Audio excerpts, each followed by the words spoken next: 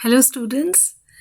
Now in our series of question paper solving, we have already solved part A section 1 and 2. Now today we will solve part B section 3, that is short answer question, from question number 24 to question number 33. 10 questions will be asked of 2 marks. Now this is as per the latest CBSE sample question paper pattern. So in board exam you all know that it has been changed, the pattern has been changed. 2 parts and 5 sections will be there. So today we are solving part B section 3.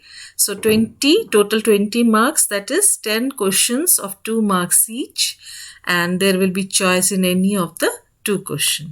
Now let us see which all questions will be asked. So here you can see the questions, and CBSE has also published the answers also. So we will go through the CBSE answers as well. Now in the first question, you have already solved till part A, all the questions of part A, that is till question number 23. Now today we are going to start with question number 24 to 33, 10 questions. First question will be to create a series, and the format will be given, index, and the values will be given to you. So we all know first line, whenever the question is create a series, first line you are writing import pandas as PD, then you are creating the series, pd.series, S will be capital, and the values, this values you will write in a square bracket making a list, and then comma, the index you are writing here in another list. So index is this index which is given here, term 1, term 2. So whatever index will be given to you, you will write here index equals to in square bracket. If it is string, you will write in quotes. You can see here at the top, single quote is given. And if it is numeric value, then no quotes are given. Clear? So this is how to create a series. You can write here print M1 is the name of the series given. You can give any name, like in your copy you were writing as any name. Achha, it is given here in the question paper. So you have to use M1. Yes. So here you can write print M1. So marks distribution you have seen that print for importing you will get half marks. Then for usage of series, S will be capital, half marks. Stating index list, half marks. And for creating the object M1, half marks. So like this the marking is given. Now the next question is state any two difference between single row function and multiple row function. Multiple row is also called aggregate function. So this also you have written in your copies. Single row functions using where clause, all the string functions, numeric functions were your single row functions, and multiple row function where your aggregate function, max, min, count, avg, sum. So on a multiple of rows, whenever the functions are being executed, it is multiple row function.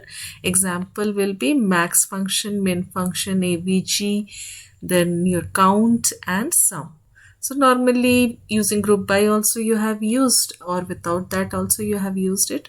And single row is all the string functions and numeric functions. So here the answer they have given here is single row functions work on one row, whereas multiple row function group rows on a group of rows. Single row function return one output per row, whereas multiple row functions return only one output for a specific group of rows. So here for one row, one output for single row function, whereas for multiple row function, for multiple rows, one output will be there. Next is what is the difference between order by and group by clause. Order by to arrange in ascending order or descending order, and group by for grouping of the records, and you can use the aggregate function after grouping of the records. So order by clause is used to show the contents of a table relation in a sorted manner with respect to the column mentioned after the order by clause. So we are writing order by, then the column name, like order by name if you write, you will see alphabetically from A to Z it will be sorted. And if you are writing order by name, DESC, then in descending order it is getting sorted. Whereas the group by clause is used to group rows in a given column and then apply an aggregate function, max, min, etc. on the entire group. So for grouping of rows we will use group by. Clear? Here you can see single row versus multiple rows, how the marking is given, that also is given. Now the next question is, consider the decimal number x is given and you have to round it off to a whole number. Now round function you have already done, so you will write select round and in bracket, if it is a whole number, directly the value of x you will write, that is this whatever is given here 84, this value you will write here in bracket. Next will be to round it off to 2 decimal before the decimal. Now before the decimal we are writing -2 and after the decimal it will be +2. So here you can see before the decimal, if you have to round it off, -2 is given. Okay. Now the next question is, consider the following series and you have to write the command which will display the name of the furniture, so where clause, and the next is write the command to name the series as furniture. So here directly the condition you will give, directly you can write here the name of the series and where the value is greater than 250. So print the name of the series is s underscore amount and in square bracket the condition you will write, that is s underscore amount greater than 250. The condition is given.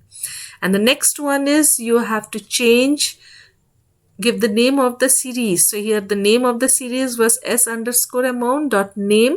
You are changing the name to furniture. So this is the next answer. Now select star and count star and count commission. This also is a common question which is asked in paper and we have already solved that. Count star will count all the tuples in the table employee, including if any column commission has null value, it will count that also. So if 5 records are there, 5 tuples are there, it will display 5. And if the commission is containing, suppose 5 out of 5, 3 null values, then it will show only 2. So count commission will count only the value excluding the null values. Null values it will not count. And here count star will count all, including even if any column is having null value, it will count that also. So here including null and excluding null you will write. Next is your the string is given to you and you have to display a part of the string. So substring we have already done, which displays a part of the string from middle. If it is from the middle, any part you have to display, then substring substr or supstring or mid, any 3 you can use. If it is from the right hand side, like occupied you have to show, you can use right also. If it is from the left hand side, then left we are using. So here you can see occupied you have to display, that is the from 4th character. If you are using substr, then the start and the number of characters. Without that also it will show all. So here you can see select substr, preoccupied is the string, comma, the start value is 4. If instead of full, if it is showing only a part, then the number of characters also you have to mention. 4th character is the start one. If you want to show only till P, then you will write 1, 2, 3, 4, 5 characters. So here it was till the end. So the total number of characters is not required here. And right already you have used, from right 8 characters you have to display. So any one of these 4 you can write for occupied. Now for cup, now cup is your, you see which number, 1, 2, 3, 4, 5, 6. The 6th, it is the start and how many characters? 3 characters, 6, 3. So you can see here the answer. Same thing, substring you can use or mid you can use, and the syntax is the string, the start value and how many characters you have to display. The start value is 6 and 3 characters you have to display. So here this is the answer. Any one of these 3 you can write. Next one is consider the same string and the position of cup in. Now whenever we are finding the position of a string, we are using in string. So in string, the first one and the second string is, it will return the position of the second string and the first string. Here one bracket should be there after in string. one open bracket parenthesis is missing. After left also it is missing. The first one will be preoccupied, comma, cup. It will return the position of cup in the first string. The B part is the first 4 letters of the string. Now this is also very easy. Left, first 4 letters. You can use here substring or mid also. First 4 letters means 1 comma 4, or normally we are using here left also. Left will display the first 4 characters. So these functions are easy. You have already done substring, in string, left, right, mid. So from this, even you have seen at the end also 5 marks question also. One question, all the questions from this function has been asked. So this part, substring, in string, mid, left, right, you do it nicely. Yes, now the next question is question number 30. A data frame, class frame is given to you and they have asked you to add a new column. Already in case study, you know how to add a new column was asked. The same question has been repeated here. So you are adding a new column activity. So you will write the name of the data frame, which is class frame. So whatever name in the question paper, maybe some other name DF will be written or some other name will be written. That name you will write. In square bracket, the new column name which is to be added, and the values, how many values, 1 2 3 4 are given here. 4 tuples are there. So any 4 activity, any activity, games, sports, painting, drawing, any activity you can write. Names are all, strings are always in single quotes or double quotes. Now next one is you have to add a new tuple or row. So here you have seen to add a new row already st4 till st4 it is given. So we will add a st5. So here loc function we will use. Name of the data frame is class frame dot loc and the index value is st5. Here the next value we have given xt5, and then any values of roll number, name, class, any values you can give here. Whichever is string you will write in single quotes and whichever is numeric directly you will write. These all are comma separated. Okay, so you practice these questions nicely. If you have any doubt, write in comment. 2-3 times you practice. These are easy.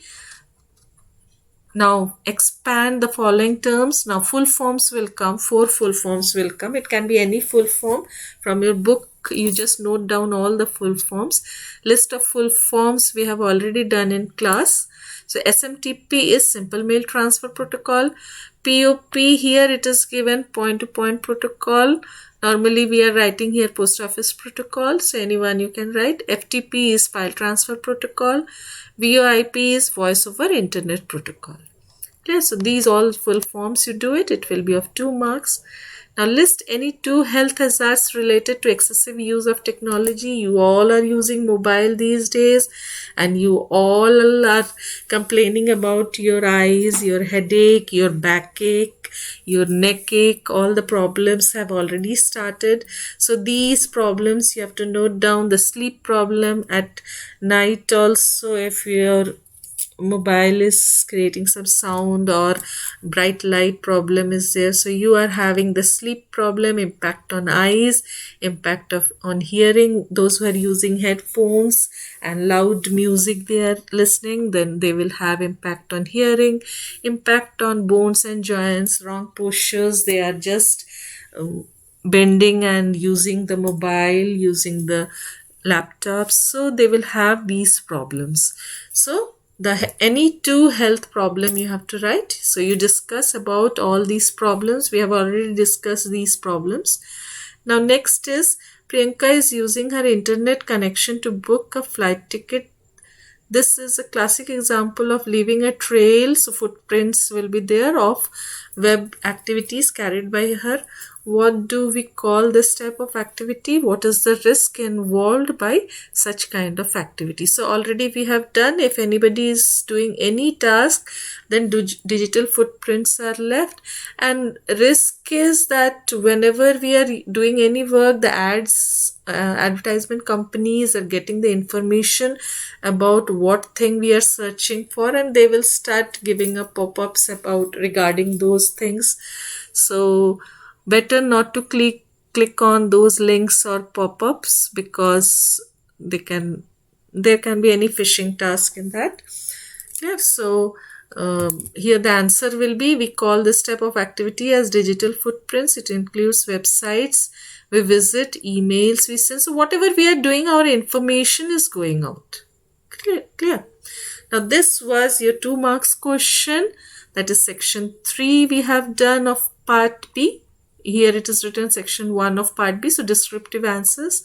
Now next is your 3 marks question will start from here, section 4 of whole paper, that is section 2 of part B. So in our next video we will do this part, 3 marks. Go through the questions nicely. If you have any doubt, write in the comment section, and especially all these questions nicely you do it. So next video we will do all the 3 marks question, and in the last video we will do all the 5 marks question. So these questions are important. Go through the questions. If you have any doubt, you ask, write in comment section. So thank you. Have a nice day.